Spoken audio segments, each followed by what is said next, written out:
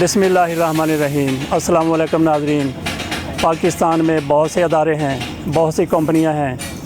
कुछ अदारे ऐसे हैं जो अपने मुलाज़मीन को भरपूर तनख्वाहें देते हैं, दीगर मराद भी देते हैं, हत्ता कि उनको राशन तक भी फ़राहम करते हैं। ईदैन पर उनको बोनस दिया जाता है। और कुछ अदारे ऐसे भी हैं जो मंथली तनख्वाह भी बड़ी मुश्किल से देते हैं। बहरहाल जो भी है वो तनख्वाह तक ही महदूद रहते हैं। बाकी किसी का ना मेडिकल दिया जाता है मुलाज़मीन को, ना किसी किस्म की और सहूलत दी जाती है। आज हम एक ऐसी कंपनी का जिक्र करेंगे जो अभी तक मर्ज हो रही है, जो अभी तक सामने आ रही है। वो अभी इब्तदाई मराहल में है। उसके CEO हैं ताहिर हुसैन आवान और दूसरे हैं वकास ज़फ़र भुट्टा। इस कंपनी का नाम है समैरिटन टेक्नोलॉजीज़। इस कंपनी की तरफ से अपने वर्कर्स को खुश रखने की, मुतमिन रखने की कोशिश की जाती है। जो भी तनख्वाह इनकी मुकर्रर है वो 28 तारीख को पहली से 2-3 दिन पहले अदा कर दी जाती है। इसके अलावा इस कंपनी की तरफ से अपने वर्कर्स के लिए किसी सियाहती मकाम की विज़िट का भी इनकी तरफ से एहतमाम किया जाता है। आज हम यहाँ पे तलागंग मियाँ वाली चकवाल रोड पर एक रेस्टोरेंट है, शहरियार रेस्टोरेंट। वहाँ पे एक टूर के बाद, एक ट्रिप के बाद आखिर में खाने का इंतज़ाम किया गया था। यहाँ पे हम लोग खाना खा रहे हैं, खाना भी लग रहा है। समैरिटन टेक्नोलॉजीज़ की तरफ से शोग्रान का विज़िट अरेंज किया गया था। इस कंपनी के 25 मुलाज़मीन हैं, सारे के सारे साथ गए थे। इनमें 2 ख़वातीन भी हैं। ये बड़ी बात है कि 2 लड़कियां वो भी इस टूर में इनके साथ थी। ये इस हवाले से टूर बड़ा ज़बरदस्त रहा, बड़ा भरपूर रहा। उस हवाले से हम पहले आपके सामने वीडियोज़ पेश कर चुके हैं। इस टूर का एहतमाम किया था पैराडाइज़ टूर्स की तरफ से। उसके CEO हैं उसामा भी हमारे साथ हैं। पहले उसामा से बात कर लेते हैं, उसके बाद इस कंपनी के CEO ताहिर हुसैन आवान और वकास ज़फ़र भुट्टा से बात करेंगे। उसामा अहमद बुनियादी तौर पर सॉफ्टवेयर इंजीनियर हैं, लेकिन उन्होंने किस किस्म के पेशे का इंतखाब किया, पहले हम इनसे ये पूछेंगे। सर मेरी बचपन से ख्वाहिश थी कि मैं इंडिपेंडेंट रहूँ। मैं जॉब नहीं कर सकता था। एक हर पर्सन का एक पर्सपेक्टिव होता है, एक माइंडसेट होता है, उसकी एक पर्सनल नेचर होती है। तो मेरी एक नेचर थी कि मैं जो हमारी डिग्री के दौरान 2-3 घंटे की लैब भी होती थी, तो मैं 2 घंटे की लैब पूरी अटेंड नहीं कर पाता था। और मेरी इंडस्ट्री ऐसी है कि 8-10 घंटे आपने डेली जाके कंप्यूटर के आगे बैठना है, तो वो इसमें इंडिपेंडेंस नहीं थी। दूसरा एक फैक्टर ये भी था कि मुझे अपने मुल्क के लिए कुछ करने का शौक़ था। तीसरा ये था कि मुझे बिज़नेस करने का शौक़ था। इन 3-4 चीज़ों को अगर सम अप करें तो जो फ़िल्टर करने के बाद कुछ शोबे सामने आते हैं, उनमें से सबसे बेहतरीन शोबा टूरिज़म है। तो मैं इसकी तरफ आया और अल्हम्दुलिल्लाह अभी टूरिज़म को बहुत ज़्यादा प्रमोशन मिल रही है। बहुत ज़्यादा टूरिज़म पाकिस्तान के अंदर प्रमोट हो रही है और ये इंशाल्लाह आने वाले 5 से 10 सालों में पाकिस्तान की बड़ी तरीन जो इंडस्ट्रीज़ हैं उनमें से एक इंडस्ट्री होगी टूरिज़म। अच्छा, इसमें पाकिस्तान की खिदमत का कैसे आपको मौका नज़र आया? सर, इसमें पाकिस्तान की खिदमत का मौका ऐसे है कि जो लोग टूर्स के ऊपर जाते हैं, हम उनको अच्छी जगह दिखाएं, अच्छी सर्विसेज दें, तो उनका एक कॉन्फिडेंस इम्प्रूव होता है कि वो जब कभी बाहर फॉरेन कंट्रीज़ में जाएंगे तो उनको पता लगेगा कि हमारे कंट्रीज़ में भी ऐसी सर्विसेज मिलती हैं। वो कॉन्फिडेंस के साथ दूसरे लोगों को बता सकेंगे। और दूसरा ये है कि जो फॉरेनर्स पाकिस्तान में विज़िट करने आते हैं, जब उनको एजुकेटेड लोग और पढ़े लिखे लोग उसके अलावा अच्छी सर्विसेज देंगे तो वो भी बाहर जाके एक अच्छा मैसेज देंगे बाहर के लोगों को। तो इससे काम सिर्फ नेशनल लेवल पे करते हैं या इंटरनेशनल लेवल पे भी? फ़िलहाल मेरा फोकस नेशनल लेवल पे, और नेशनल लेवल के अंदर भी मेरा सिर्फ जो फोकस है वो कॉर्पोरेट सेक्टर के। पाकिस्तान में आप इस सियाहत को किस नज़र से देखते हैं? जिस तरह से तरक्की कर रही है, आप क्या समझते हैं कि ये उरूज पर जाएगी? ये सर इसकी जो ग्रोथ है वो एक्सपोनेंशियल ग्रोथ हो रही है। इस साल जो लास्ट ईयर से तकरीबन डबल से ट्रिपल टूरिस्ट यानी कि नॉर्दर्न एरियाज़ का विज़िट कर चुके हैं जो अभी। अच्छा, कोरोना में ये कोई स्लम्प नहीं आ गया था? उसके बाद क्या सूरत हाल? सर वही शायद एक वो भी वजह है कि एक साल लोग घरों से नहीं निकल सके।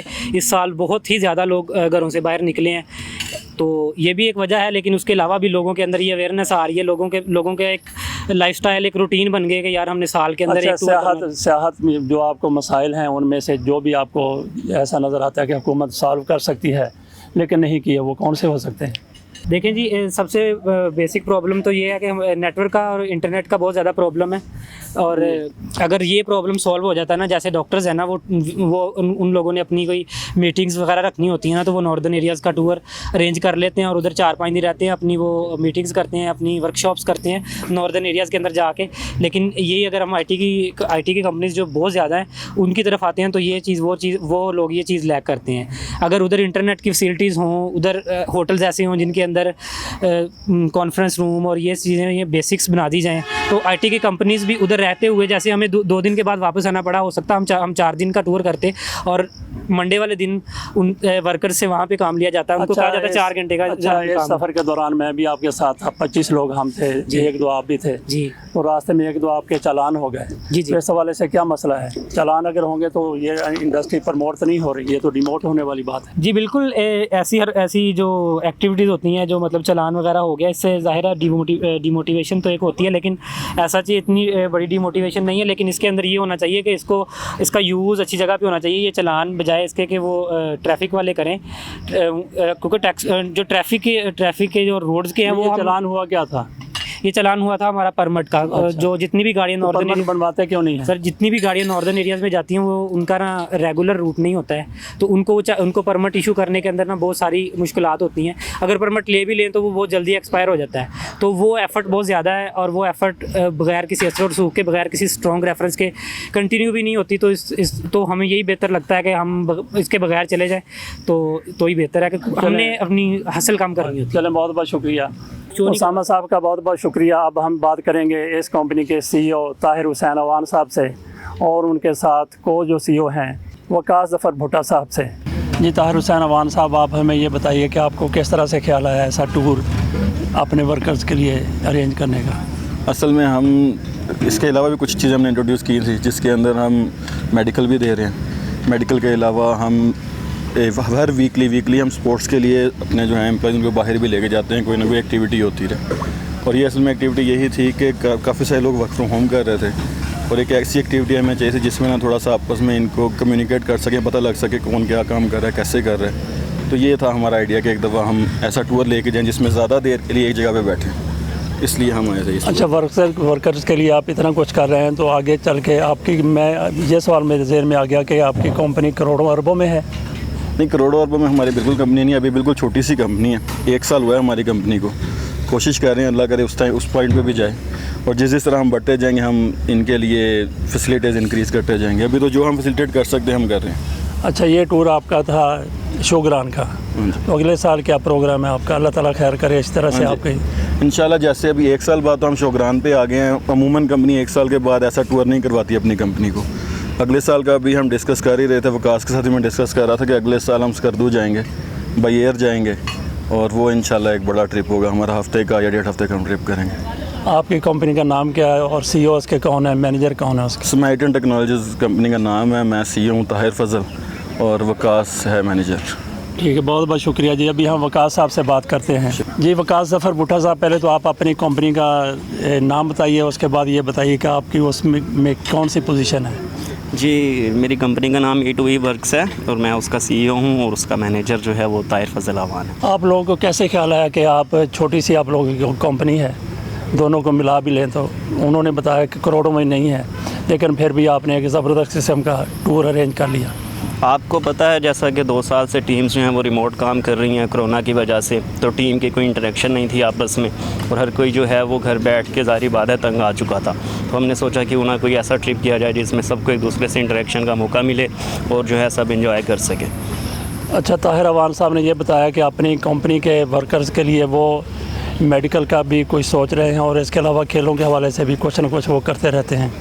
अच्छा, मेरा आपसे सवाल ये है, क्योंकि आपकी सिस्टर्स कंपनी हैं दोनों, कि आप ये ख़र्चा जो इस तरह कर रहे हैं, आप इंसेंटिव क्यों नहीं अपने मुलाजमिन को दे देते, उनकी तनख्वाह क्यों नहीं ज़्यादा कर देते? जी, ये इंसेंटिव वगैरह तो हम पहले ही दे रहे हैं, ये चीज़ें उनसे हटकर हैं। जो हम मेडिकल करेंगे वो भी उनसे हटकर होगा और बाकी खेलों की जो एक्टिविटीज़ हैं वो माशाल्लाह हमारी हर हफ्ते जो है बॉयज़ के लिए हम क्रिकेट वगैरह अरेंज करते हैं और हम बाहर जाते हैं और खेलते हैं।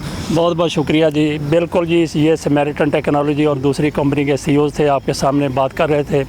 मैं इनके साथ मेरा राब्ता रहता है, मुझे पूरा यकीन है कि जैसे ही इनकी कंपनी तरक्की करती जाएगी, ये हो सकता है कि अपने मुलाजमीन के लिए, अपने वर्कर्स के लिए, जिनको ये फैमिली का हिस्सा समझते हैं, उनके लिए हज या उम्रा भी ये अरेंज कर दें। हमारे साथ अजमल ख़ान हैं जो ताहिर और वकास के फ्रेंड हैं। ये फ्रेंड की हैसियत से टूर में शामिल थे। इनसे पूछते हैं कि इनके लिए, बल्कि ये पूरी टीम की नुमाइंदगी भी कर देंगे कि इनको टूर कैसा लगा। जी, मैं एज अ गेस्ट आया था। ताहिर मेरे दोस्त हैं शुरू से, और मुझे बड़ा अच्छा लगा। बहुत अच्छा अरेंजमेंट था इनका ओवरऑल, और जो इनकी विल मुझे लगी है, क्योंकि मैं डिफरेंट कंपनीज़ में काम करता रहा हूँ, वो भी टूर्स लेके जाते हैं, लेकिन ये कोरोना के दौरान किसी कंपनी ने इतना बड़ा रिस्क नहीं लिया। तो बहुत बड़ा क्रेडिट जाता है इनको कि इन्होंने टूर अरेंज किया इन हालात की वजह से, इन SOPs को फॉलो करते हुए। और जो इनका विज़न है, मेरी दुआ है इंशाल्लाह कि ये आगे जाएं और बाकी कंपनीज़ भी इनको फॉलो करें। तो अजमल साहब से हम पूछते हैं कि ये जिन कंपनियों के साथ अब तक वाबस्ता रहे हैं, ऐसे इन्होंने कितने टूर्स किए हैं?